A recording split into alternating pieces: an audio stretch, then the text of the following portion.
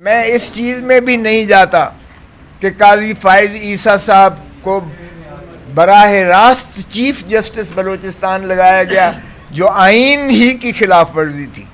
ان کی تعیناتی بطور ہائی کورٹ کے جج کی بجائے ان کو چیف جسٹس ڈائریکٹ لگایا گیا بلوچستان میں۔ میں اس میں بھی نہیں جانا چاہتا کہ یہ براہ راست جج جو ان کو چیف جسٹس بنایا گیا تھا بلوچستان وہی ناجوازن تھا۔ ان کی ظاہر ہے کہ اوپر تک جو ہے پرواز بطور چیف جسٹس پاکستان اسی کی بنیاد پر ہوئی، تو اس کا بھی ظاہر ہے کہ اگر بنیاد ہی غلط ہو تو عمارت اس پر جو ہے وہ ساری کی ساری جو ہے کرمبل ہو جاتی ہے۔ چلیں اس کو بھی درخور اعتنا کر لیجئے گا کیونکہ بہت پرانی بات ہو گئی ہے۔ ان کے خلاف بوجوہ جو شواہد آئے ان کے بچوں کے اور بیوی کے خلاف، جو ان کی ایسٹس تھے لندن کے، ان کی بنیاد پر جو کہ ان کے خلاف ایک ریفرنس کی گئی، اور وہ ریفرنس جو ہے اس میں پہلے 10 جج صاحبان نے فیصلہ کیا کہ ان کا جو ہے ایف بی آر ان کا جائزہ لے، اور وہ 6-4 کی نسبت سے ہوا تھا۔ بعد میں ریویو میں 4-6 کی ریورس ہو گیا اور یہ قواش کر دی گئی ان کے خلاف کارروائی پروسیڈنگز کو، اور اس دن سے یہ جناب اس وقت کے پرائم منسٹر عمران خان صاحب کو جو ہے وہ فراموش نہیں کر سکے۔ اور ماشاءاللہ سرین کھوسا ہیں، وہ ان کی وائف میری قوم سے متعلق ہیں، بلوچستان کے کھوساز جو ہیں، وہ جو ہے ان کے خلاف جو کچھ عمران خان کے خلاف ہرزہ گوئی لکھتی رہی ہیں وہ بھی ہم نے ساتھ لگایا، اس کا ذکر بھی کیا ہے۔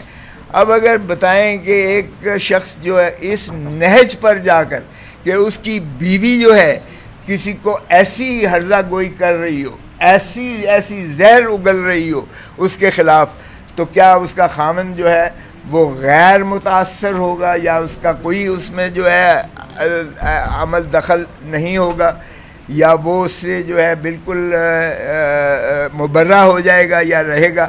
تو یہ بھی ہم نے لکھا ہے کہ جناب یہ چیز مواد جو ہمارے سامنے آیا ہے، آپ کی بھی بیگم صاحبہ بہت زیادہ ہمارے خلاف، عمران خان صاحب کے خلاف بہت زیادہ لکھتی رہی ہیں، اور یہ تحریری چیزیں ہیں، اس لیے اس سے انکار بھی نہیں ہو سکتا۔ اور ایک بات تو یہ ہے کہ ریفرنس کی اس کی آج تک فراموش نہیں کر سکے۔ دوسرا، ان کی بیگم صاحبہ نے بہت کچھ لکھا ہے عمران خان کے خلاف۔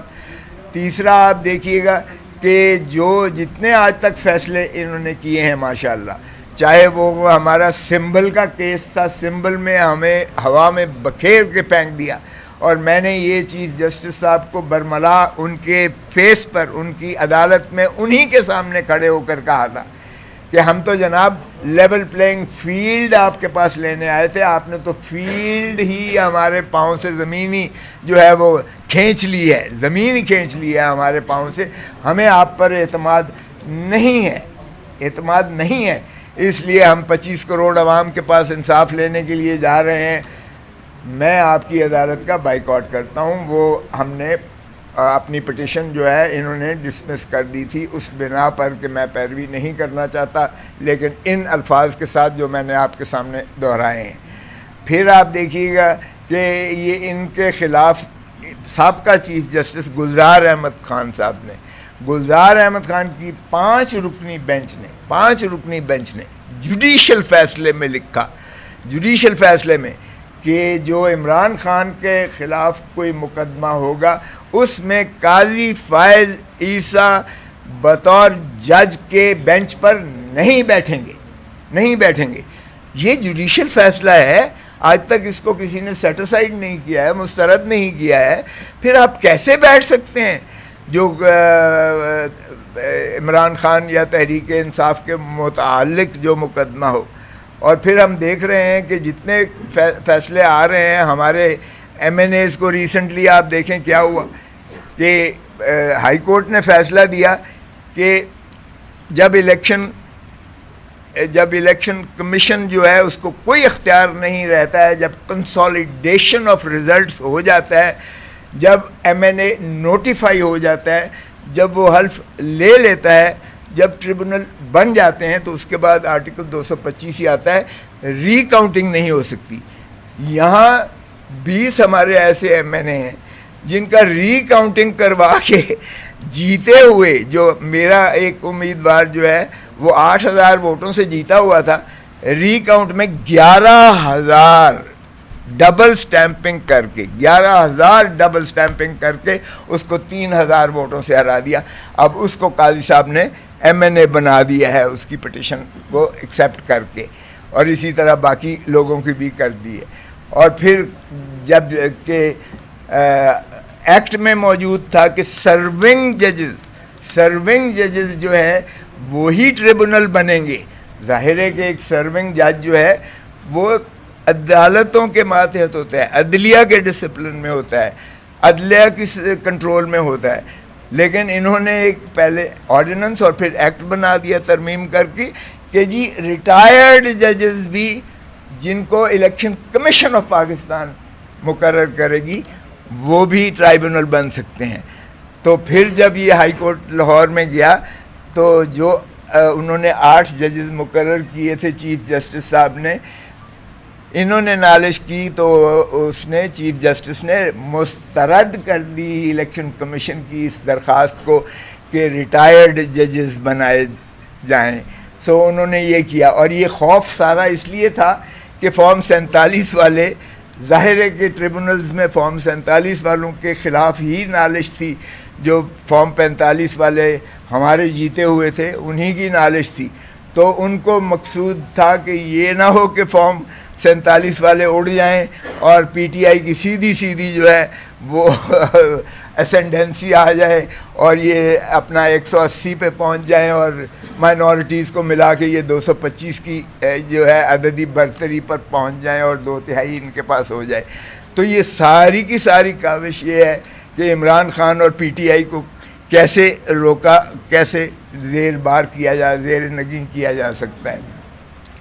اب آپ ایک ایک کر کے ذرا دیکھیے گا کہ قاضی فائز عیسیٰ صاحب کا، پھر کمشنر راولپنڈی نے کہا یہ 12 کے 12 ایم این اے جو راولپنڈی سے ہم نے منتخب کیے ہیں، ایک بھی اس میں سے 70-75 ہزار سے ہارے ہوئے کو ہم نے جتایا ہے، اور اس میں قاضی فائز عیسیٰ چیف جسٹس بھی شریک ہیں، شامل ہیں۔ یعنی ایک کمشنر بھی کہہ رہا ہے کہ چیف جسٹس آف پاکستان قاضی فائز عیسیٰ اس سازش میں شامل ہیں۔ پھر آپ دیکھیے گا ایک اور مذاق جو کیا قاضی فائز عیسیٰ صاحب نے، کہ ایک لاہور ہائی کورٹ کے سینئر جج نے فیصلہ دیا اور کہ جی ایگزیکٹو کے جو ہے وہ ریٹرننگ آفیسر نہیں ہوں گے، ہم جوڈیشری سے دیکھتے ہیں۔ یعنی یہ تو ظاہر ہے کہ ہمیشہ judicial officer he with stand کرتا ہے، اس لیے کہ اس کے اوپر وردی والا پریویل نہیں کر سکتا۔ ایگزیکٹو کی کیا اوقات ہے بابا؟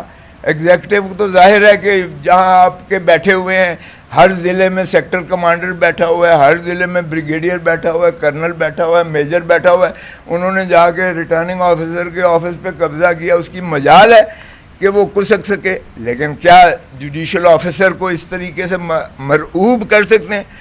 قاضی فائز عیسیٰ صاحب نے صرف یہ نہیں کیا کہ اس کے آرڈر کو سسپینڈ کر دیا، لاہور ہائی کورٹ کے اس آرڈر کو سسپینڈ کر دیا، بلکہ وکیل کو کنٹیمپٹ نوٹس بھی دے دیا کہ تم obstruction کر رہے ہو۔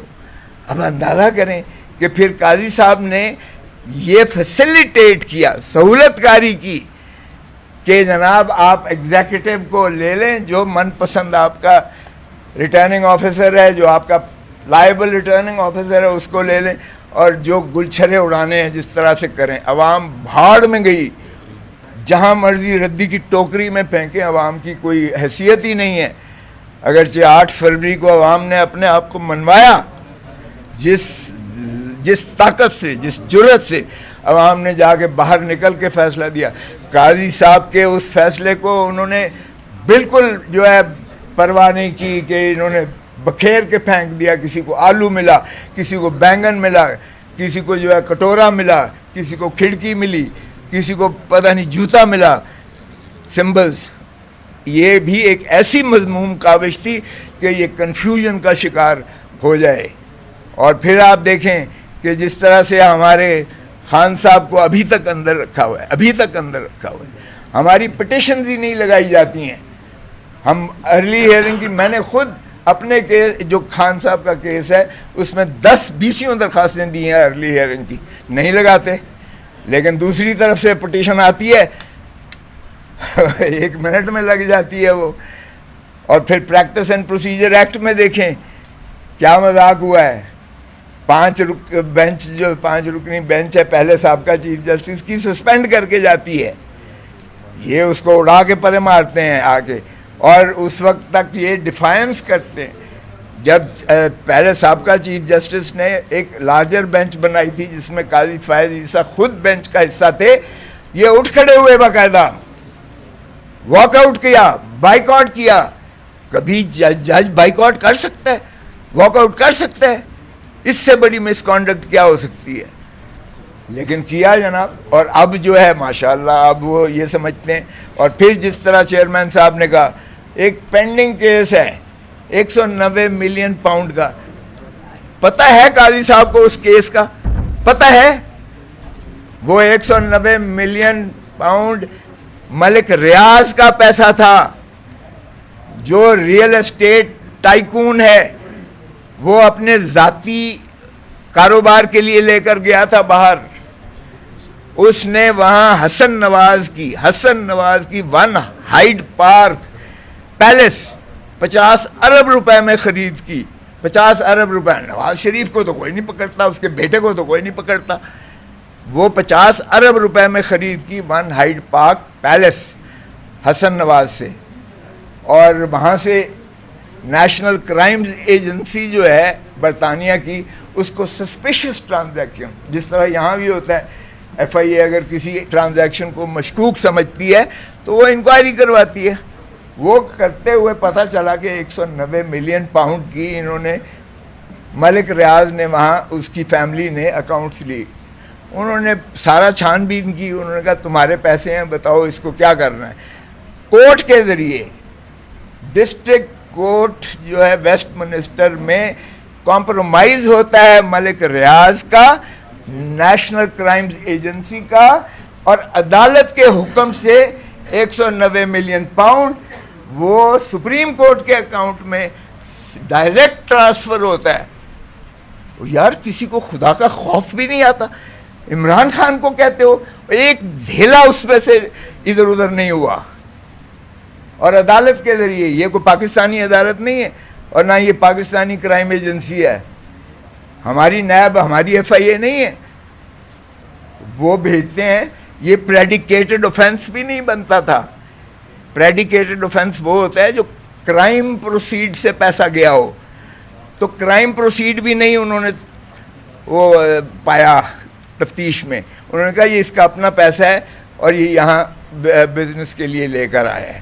انہوں نے کہا واپس لے جاؤ. ٹھیک, تو اس میں کیا ہوا؟ اور باقی رہا یہ القادر, جس طرح انہوں نے کہہ دیا ہے ٹرسٹ یونیورسٹی ہے, وہ آج بھی وہاں موجود ہے اور ٹرسٹ کے نام ہے ہر چیز. وہ بھی خان صاحب یا بشرا بی بی کے نام, کچھ بھی ایک دھیلا نہیں آیا. تو یہ چیف جسٹس قاضی فائز عیسیٰ کون ہوتا ہے فتوے دینے والا؟ اور اگر یہ انفلوئنس کرتا ہے ماتحت عدالت کو, کیونکہ چیف جسٹس آف پاکستان کی آبزرویشن بھی, آبیٹر بھی بائنڈنگ ہوتا ہے, اور ایک نیچے والی عدالت. اب بتائیں وہ فائنل سٹیجز پر آیا ہے, اس کے بعد کیا رہ جاتا ہے؟ اس سے بڑی بددیانتی کیا ہو سکتی ہے؟ تو ہم نے یہ تمام چیزوں کا احاطہ کر کے لکھ کر دیا ہے کہ خدا را آپ اپنے آپ کو ریکیوز کر دیں اس کیس سے. کل ہی ہماری لا اینڈ جسٹس کمیٹی کی میٹنگ تھی جس میں قاضی فائز عیسیٰ صاحب نے ایک احمدیوں کے بارے میں بلاسفیمی پر ایک کیس کا فیصلہ کیا, ریویژن کا فیصلہ کیا.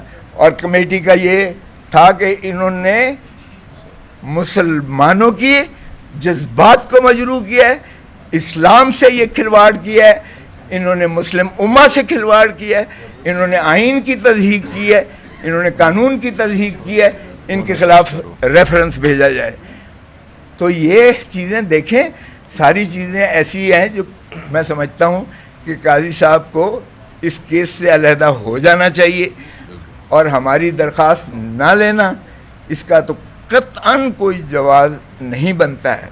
سو ہم آپ کے توسط سے بھی قوم کو بتا دینا چاہتے ہیں، ہمارا کوئی ذاتی پرخاش نہیں ہے، ہم انصاف کے متلاشی ہیں، ہماری پارٹی کا نام بھی تحریک انصاف ہے، اور ہم انصاف پر مر مٹنے والے لوگ ہیں۔ کفر کی ریاستیں چل جاتی ہیں، نا انصافی کی ریاست نہیں چلتی ہے۔ قاضی صاحب خدا کا خوف کریں۔